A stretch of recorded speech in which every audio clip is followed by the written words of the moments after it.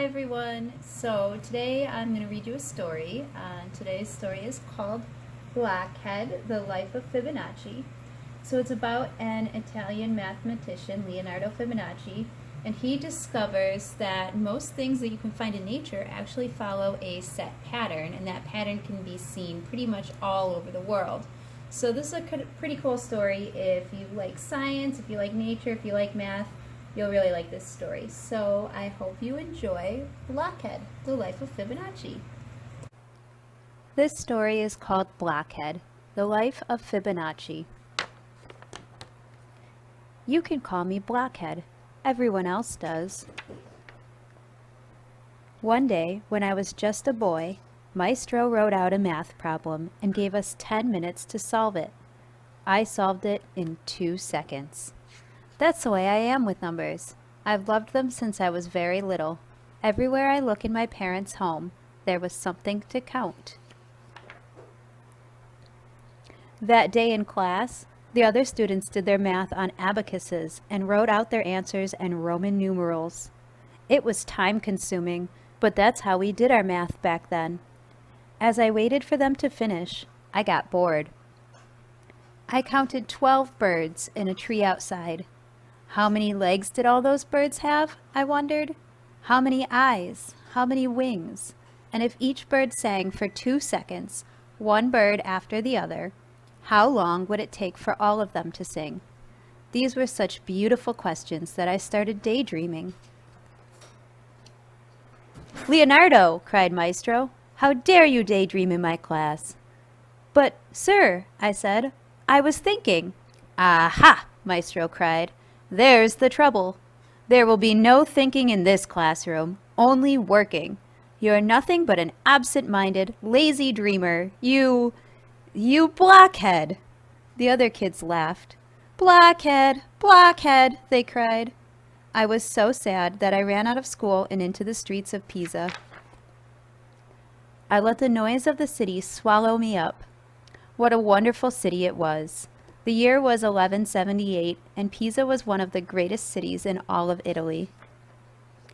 In the churchyard, workers were building a new bell tower.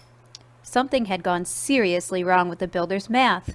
All around me, I saw and heard the glory of numbers. So many people were using math in their work. My head was swimming. I was so excited that I didn't watch where I was going. "Stop dreaming!" a lady cried. "What are you, a blockhead?" That night, my father was angry. "The whole city is talking," he yelled. "Everyone says my son is an idiot. They call you Blockhead. I can't have that." "Perhaps you are being too hard on the boy, Signor Bonaccio," said my father's advisor, Alfred.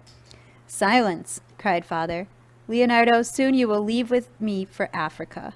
That will put an end to these nicknames. I'll make a merchant of you yet." Yuck, I thought. Who wants to be a merchant? The night before we sailed, I couldn't sleep. I watched sadly as a shooting star fell into the ocean. In the star's light, I saw an old friend. He waited for me to dry my tears.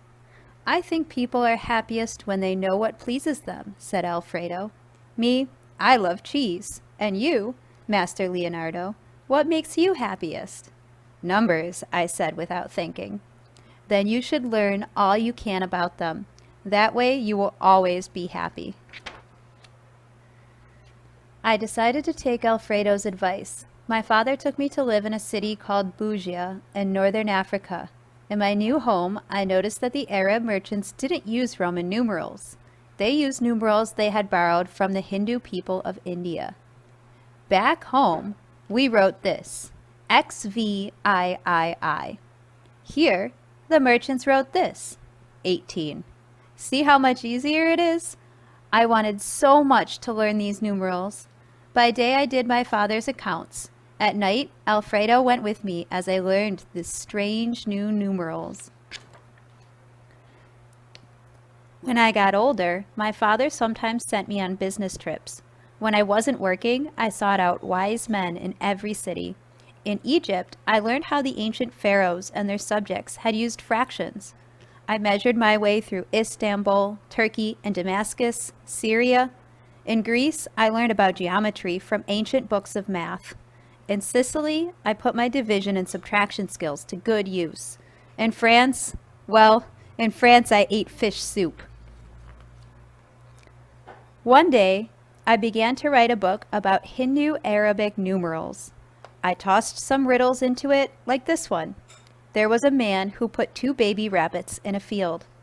It takes rabbits 1 month to grow up and be ready to have babies, and it takes them 1 more month to give birth to a pair of tiny baby rabbits. Every month, a pair of grown-up rabbits give birth to a new pair of baby rabbits. How many pairs of rabbits will the man have at the end of a year? Alfredo tried to solve it, but he couldn't. Then I showed him how to solve the problem. On the very first day, you'd have 1 pair of baby rabbits. At the end of month 1, you'd have 1 pair all grown up and ready to have babies. End of month 2, 1 grown-up pair, 1 baby pair. End of month 3, 2 grown-up pairs, 1 baby pair. End of month 4, 3 grown-up pairs, 2 baby pairs. End of month 5, 5 grown-up pairs, 3 baby pairs. Then I noticed that you don't even have to write out the whole problem. If you add any 2 consecutive numbers in the pattern, you get the next number. 1 pair plus 1 pair equals 2 pairs. 1 pair plus 2 pairs equals 3 pairs. 2 pairs plus 3 pairs equals 5 pairs.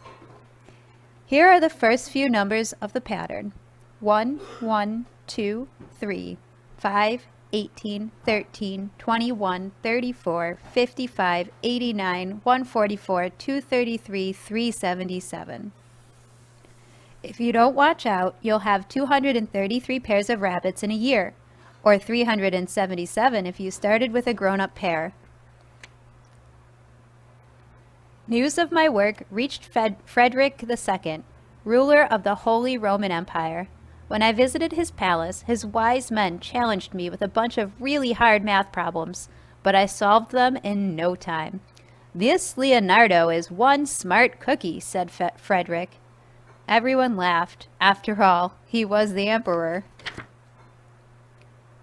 I felt proud of my accomplishments, but one day, when I was back in Pisa, I overheard some people talking in the marketplace. "That's the son of Bonacio," said the man. "He's the one who says we should use those numerals from India."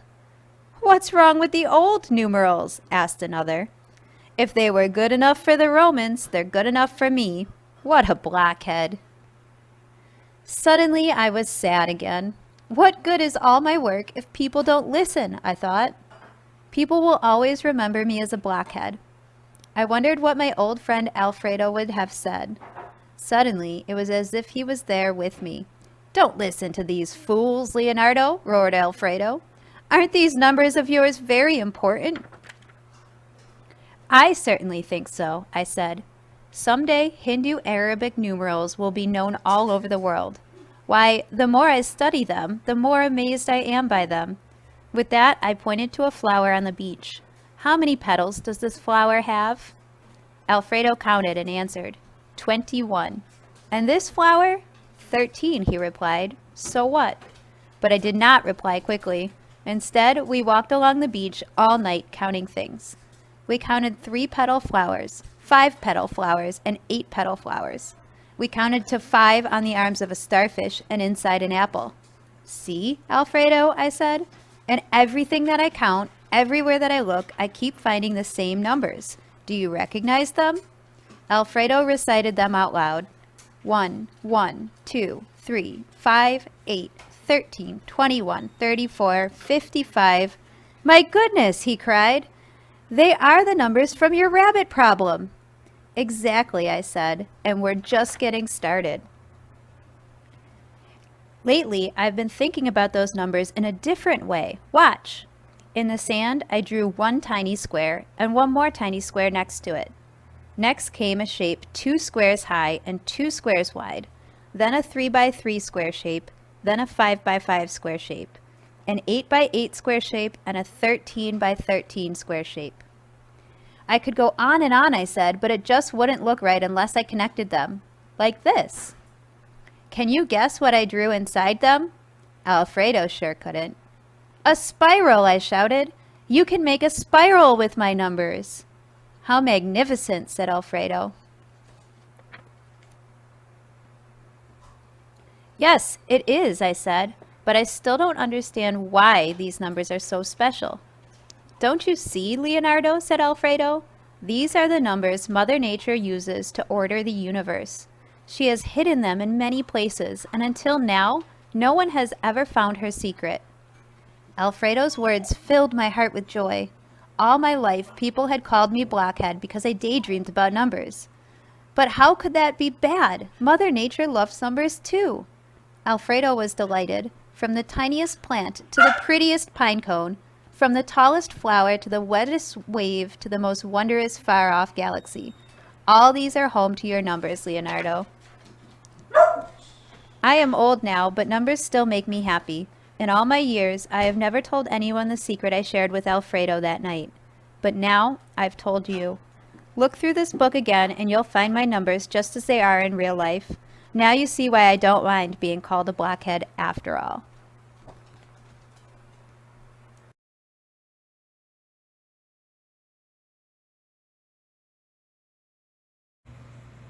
So I hope you guys enjoyed the story. The Fibonacci pattern is one of my favorite math patterns, probably because it is found in nature, and I love going outside and just kind of spending time looking around and observing things. So this is a pattern that I'm very familiar with, and I challenge you, go outside, see if you can find an example of the Fibonacci pattern, because I bet you can. It's not too hard to find. All right, you guys have fun, be safe, bye. Okay, so according to the Fibonacci sequence, plants have leaves in groups of 1, 2, 3, 5, or 8. Let's check it out. I have a house plant right here. Here we go. We've got, let's see, let's take a look there. That's right, folks. 1, 2, 3, 4, 5, 6, 7, 8. This plant has leaves in groups of 8. Fibonacci sequence at work. I'm outside now in the backyard and I found another example of the Fibonacci sequence. Check it out. This is a spiral.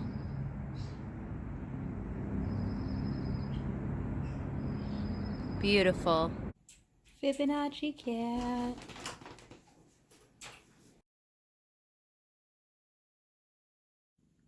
How's quarantine going? Well, pretty good. So far, my cat and I have read 3 books.